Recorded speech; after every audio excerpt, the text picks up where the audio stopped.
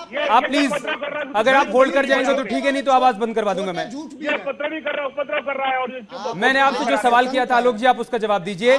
दुनिया के किन किन देशों में, बंद करा दें। अरे सर आपको सुन रहे हैं, लेकिन अगर अगर अगर आप ऐसे तूतू में करते रहेंगे तो किसी की आवाज आ पाएगी क्या?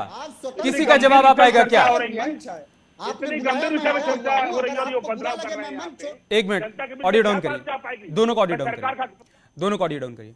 मनोज काका जी देखिए, ये मंच हमने आपको इसीलिए दिया है ताकि आपके मन में जो सवाल उठ रहे हैं आप उसको उठा पाएं और आलोक जी उन सवालों का जवाब दे पाएं। लेकिन अगर ऐसे आप लोग तू में करते रहेंगे ना सर, तो जो लोग इस वक्त देख रहे हैं, खासतौर से वो भी जो सेना में जाने की तैयारी कर रहे हैं, उनको जवाब कैसे मिल पाएगा? आपने सवाल किया, वही सवाल मैंने अवस्थी जी के सामने टॉस किया, वो जवाब दे रहे हैं। सुनिए अवस्थी जी, दो बातें संक्षेप में बताइए, दुनिया के किन देशों में ऐसी व्यवस्था लागू है और जब ये स्कीम बनाई गई तो किन किन बिंदुओं पर चर्चा की गई, बताइए आप।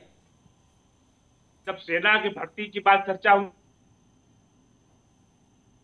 विशेषज्ञों से राय ली गई है और सेना का डिसीजन सर्वोपरि होता है और सेना ने सरकार को यह प्रपोजल दिया है। इसलिए सेना के योग्य जनरल्स के ऊपर उंगली उठाना किसी भी तरह से उचित नहीं है।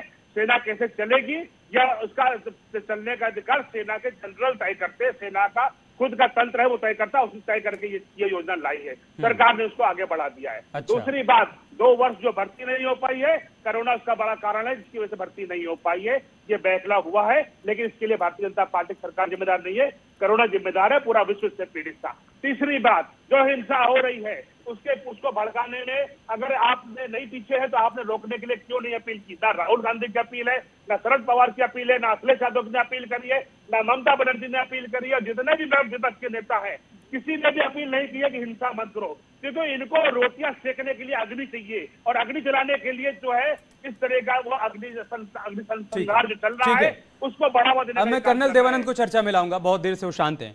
सर दो बातें हैं, देखिए जो लोगों के मन में आ रहा है, एक तो ये कि क्या स्कीम के जो फायदे हैं वो सही तरीके से उन लोगों तक पहुंच नहीं पाए क्या जिनको जानना चाहिए था, जिनको समझना चाहिए था कि ये स्कीम उनके लिए लाई गई है।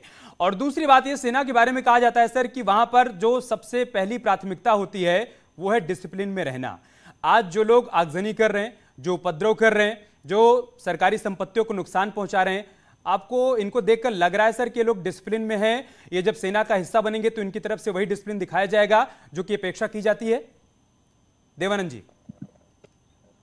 जी भाई साहब, सबसे पहले माफी चाहूंगा, मैं थोड़ा विलंब से लाइट की दिक्कत के कारण नहीं जुड़ पाया, माफी चाहूंगा आप सब। कोई बात नहीं सर। आपने जो सवाल किया बहुत उचित सवाल है। आज इस परिस्थिति में देश के अंदर कुछ असामाजिक और देशद्रोही ताकतें युवाओं को गुमराह करने का प्रयास कर रहे हैं, वो भी एक जानकारी के अभाव में। ऐसा नहीं है कि जो एक सेना में रिक्रूटमेंट की जो गतिविधि सरकार लेके आई है, जैसा मैं पहले भी बता चुका हूं, अभी भी बताना चाहूंगा देश को कि देखिए सरकारें सेना के अंदर क्या होगा इसके लिए नहीं करती है। ये सेना की रिक्वायरमेंट थी, कई वर्षों से थी, कारगिल कमेटी के अंदर इसकी मांग उठी थी पहली बार, और ये मेरा तो मानना है बहुत देरी हो चुकी है।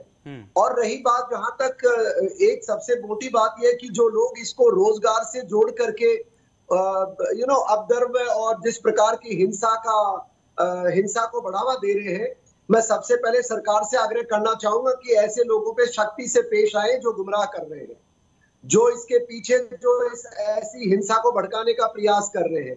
क्योंकि पिछले कुछ सालों में देखा गया, जब देश उन्नति के पथ पे चलने लगा है, हर जगह रिफॉर्म्स हो रहे हैं, गरीब का भला हो रहा है, उस समय कुछ ताकतें हैं जो देश को किसी न किसी रिफॉर्म के नाम पर उसको लाके लोगों को भड़का के खड़ा कर देते हैं। क्योंकि सेना का मामला, इसलिए मैं मानता हूं सरकार को ज्यादा चौकस रहना पड़ेगा और नागरिकों को भी समझना पड़ेगा और मेरे जैसे सैनिकों को भी आगे आकर के देश के सामने बात रखनी पड़ेगी। तो जहां तक हिंसा का ताल्लुक है, मैं बिल्कुल नहीं मान सकता कि ये लोग सेना में आना चाहते हैं। ये कैसे हो सकता है?